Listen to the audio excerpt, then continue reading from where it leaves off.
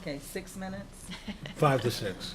You're trying to get me to do in 5 to 6 minutes a workshop that I do in days. But anyway, good morning. I am really morning. excited about being here because this is one of my favorite topics. And I am going to do a very, very high level flyover, a workshop that I do. And you intellectuals in the room will love the title of this workshop.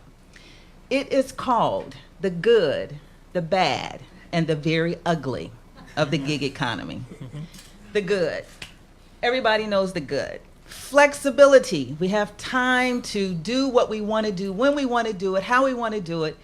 That's all a really good thing. The good. People who are 45, that's my age group. People who are 45 and older now have the opportunity to say, you know what, I hated that job. For 30 years, I hated it. Now I'm going to take who I am, repurpose it, and earn some income with it also. That's all good. The good is that people in other countries that we used to call developing countries, their whole economy is shifting. We have people who used to make $3 a day or now charging $3 and $4 an hour. And even if they don't work 40 hours, they are rich in their country. So we don't have enough of it yet, but what we see coming is that is gonna shift the actual economies of the developing world. That is fabulous. Would you all agree? Yes. Now, the opposite side of that coin leads us to the bad, the global marketplace. What's my time? So for the global marketplace, for U.S. workers, it's a little bit bad. Because what it means is that for those of us who are in the professional arena, which is everybody in this room, things that we charge today, $50, $60, $150 an hour, there are people in this developing world who are equal to us, or maybe even brighter, they're not charging 5 because they've become smart. They are charging 30 and 40 for the same work that we do in this room. So what does it mean for us? The book that I wrote, Do the Hustle Without the Hassle, is about the online gig economy, which I think is the best kept secret. People know little bits and pieces of it, but really it is where we're going. It gives corporations the opportunity to say, hey, I need a certain skill. I can get it right away, very quickly.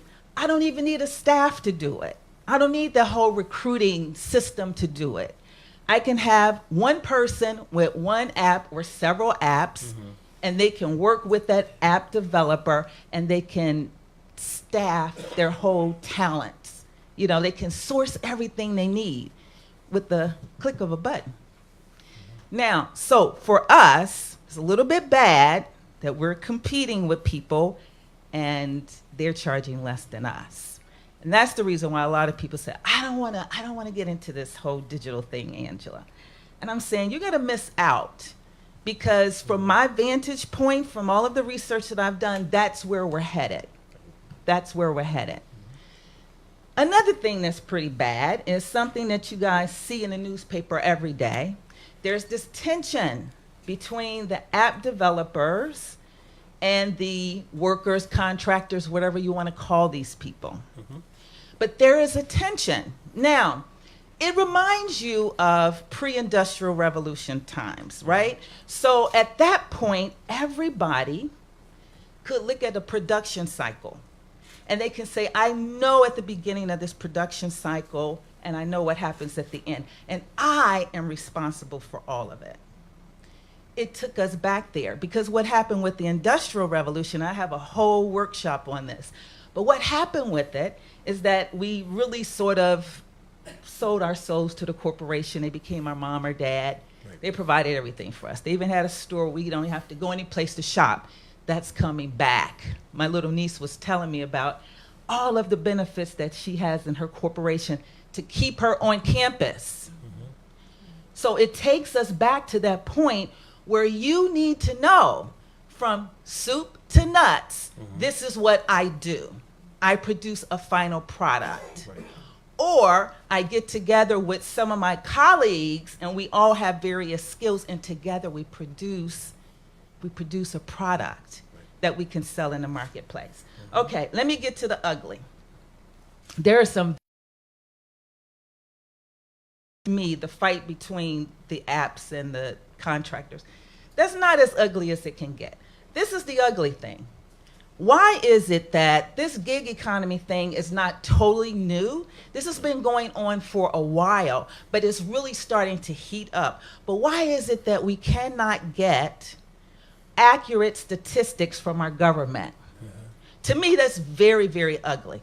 Because the Bureau of Labor Statistics, they have always said there's farm workers, non-farm workers, and businesses. And even when they did their supplement and they started to look at, the contingency workforce, it was so convoluted that they came up with like 2 to 4% of people in 2005 and 2017. I think they went up to 11%, but it didn't even take into consideration people who were off app. It didn't take into consideration full-time freelance folks. It didn't take into consideration of this huge thing that we call the gig economy. That's very ugly to me. It's very ugly to me that if you become unemployed and you decide you want to try your hand at something and you open up your business and you're getting your little gigs here and there, but you're not making enough money so that you can survive, that your unemployment is in jeopardy. Right. Now, there is a program called the C program, which is the Self-Employment Assistance Program through the Department of Labor. Yep.